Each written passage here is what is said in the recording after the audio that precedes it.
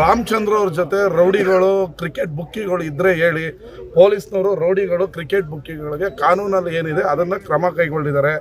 ನನ್ನ ಜೊತೆ ಕ್ರಿಕೆಟ್ ಬುಕ್ಕಿಗಳು ರೌಡಿಗಳು ಇದ್ದಾರೆ ಅಂತ ಒಪ್ಕೊಂಡ್ರೆ ನಾವು ಹೇಳೋಣ ಪೊಲೀಸ್ನವ್ರಿಗೆ ಕರೆದು, ರೌಡಿಗಳನ್ನ ಕ್ರಿಕೆಟ್ ಬುಕ್ಕಿಗಳನ್ನ ಜನತಾದಳದವ್ರು ಹೇಳ್ತಾ ಇದ್ದಾರೆ ಬಿಟ್ಬಿಡಿ.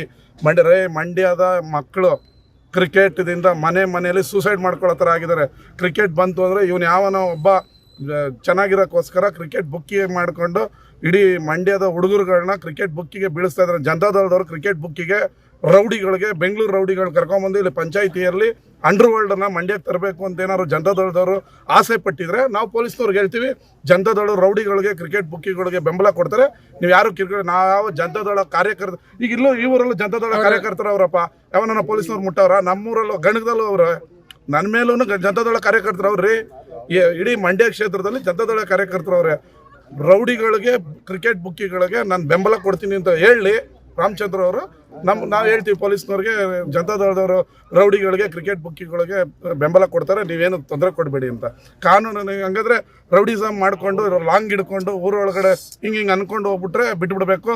ಕ್ರಿಕೆಟ್ ಬುಕ್ಕಿಂಗ್ ಮಾಡಿಕೊಂಡು ಮಂಡ್ಯದ ಎಲ್ಲ ಒಕ್ಕಲಿಗರು ಎಲ್ಲ ಜಾತಿ ಹುಡುಗರುಗಳದ್ದು ಜಮೀನುಗಳು ಕಿತ್ಕೊಂಡು ಅಡ ಇಕ್ಕಿಸ್ಕೊಂಡು ಅವರು ಸೂಸೈಡ್ ಮಾಡ್ಕೊಳ್ಳೋಂಗೆ ಬಿಟ್ಬಿಟ್ರೆ, ಅವ್ನು ಯಾರೋ ಒಬ್ಬ ಸೂಸೈಡ್ ಮಾಡ್ಕೊಂಡಿದ್ದ, ಅವ್ನ ಹೆಸರು ಬರ್ದಿದ್ದ, ಪೊಲೀಸ್ನವ್ರು ಕರೆದು ಎನ್ಕ್ವೈರಿ ಮಾಡವ್ರೆ. ಅದಕ್ಕೂ MLAಗೆ ಏನು ಸಂಬಂಧ?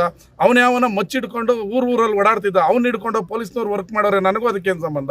ಹಂಗಾರೆ ಅವರು ರೌಡಿಗಳನ್ನ ಕ್ರಿಕೆಟ್ ಬುಕ್ಕಿಗಳನ್ನ ಇಟ್ಕೊಂಡವ್ರೆ ಅಂತನಾ? ರಾಜಕಾರಣ ಮಾಡೋನು ರೌಡಿಗಳನ್ನ ಕ್ರಿಕೆಟ್ ಬುಕ್ಕಿಗಳನ್ನ ಇಟ್ಕೊಂಡಲ್ಲ. ಧನ್ಯವಾದ.